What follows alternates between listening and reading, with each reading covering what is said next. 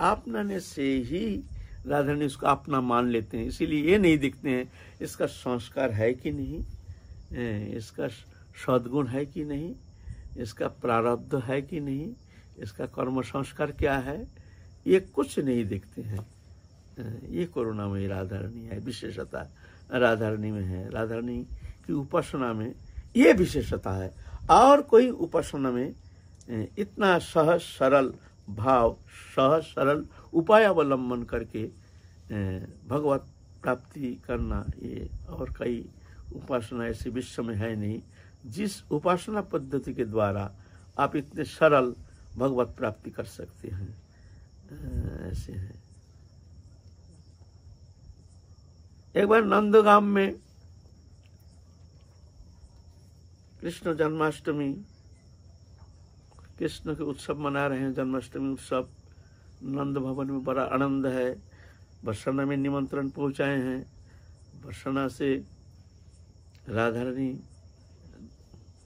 कीर्तिदा मैया और विश्वभानु बाबा आदि सब सकट भर के सब उपढौकन ले करके गए हैं नंदगाम में। वहाँ देखते हैं कृष्ण बलराम सब ग्रामवासी को, जितना गरीब दुखी हैं जो भी आते हैं, सबको थाली भर भर के जो जो जैसे बर्तन लाते हैं उस बर्तन भर भर के अच्छा अच्छा जितना सुंदर सुंदर उपादेय वस्तु है उसको वितरण कर रहे हैं। राधा रानी आई है निमंत्रित होकर के। नंद बाबा जसमती आकर कीर्तिदा मैया विश्वभानु बाबा को भीतर ले गए। राधा रानी देख रहे हैं कृष्ण क्या कर रहे हैं, देखते हैं वो जो जैसे बर्तन लाए हैं उसको ऐसे ही बर्तन भर के देते हैं। और राधा रानी को देख करके कृष्ण और आनंद से गदगद होकर के और ज्यादा करके दे रहे, जो जितना चाहिए ले जाओ।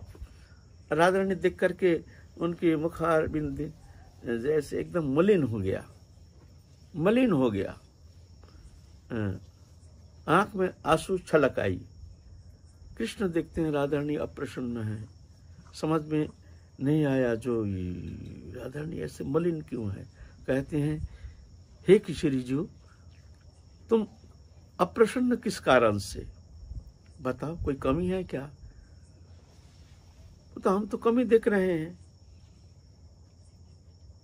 जो हम देखते हैं जो बड़े बर्तन लाए हैं उसको भर के दे रहे हो, जो थाली लाए हैं उसको थाली भर के दे रहे हो, जो कटोरी लाए हैं तो कटोरी भर के दे रहे हो, जो कोई बर्तन नहीं है उसका हाथ में दे रहे हो। जो हाथ में ले रहे हो वो कितना लेगा, थोड़ा सा ही लेगा। कोई बच्चा आया है हाथ में दोगे तो वो कितना लेगा, उसका बर्तन है ही नहीं है? हमको मजा नहीं आया। समझ गए कृष्ण। तुरंत खबर हो गया महल में, बर्तन निकालो, सब सोने चांदी का सब बर्तन ला के एकदम ढेले लगा दिए। जहाँ जगतपति जहाँ विद्यमान है वहाँ जगत लक्ष्मी सेवा करने के लिए तैयार रहती हैं। बर्तन आए हैं।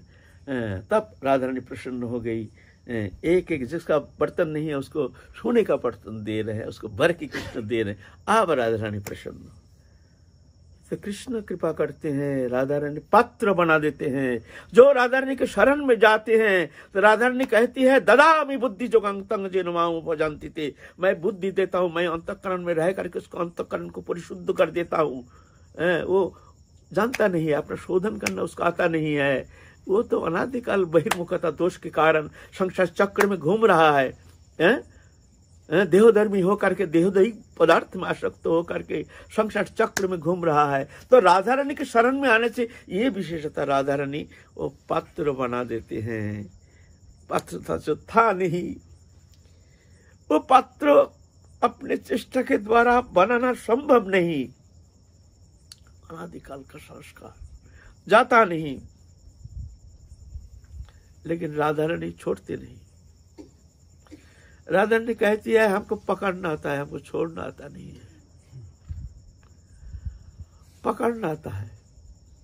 एक बार जिसको पकड़ लिया, जो एक बार शरण में आया, किसी अवस्था में राधा रानी छोड़ते नहीं है। पात्रता बोलते पात्र मैं बना देती हूँ उसको। राधा रानी पात्र दे देते हैं, कृष्ण कृपा करते हैं। ये करुणा विशेषता, इसीलिए राधा रानी को कहते हैं करुणामयी। ऐसे ही भगवत अवतार, भगवत शक्ति पूर्ण है, लेकिन जो प्रकाश, ये करुणा के जो प्रकाश वैशिष्ट, ये वैशिष्ट हमारे राधा रानी में पूर्ण रूप में विद्यमान है।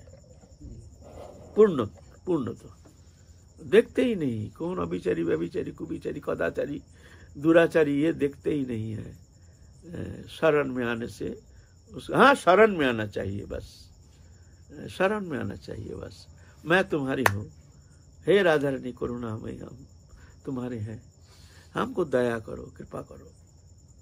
बस इतना कहने से ही, कहने मात्र से ही राधा रानी उसको स्वीकृति दे देती है, कोई चिंता नहीं।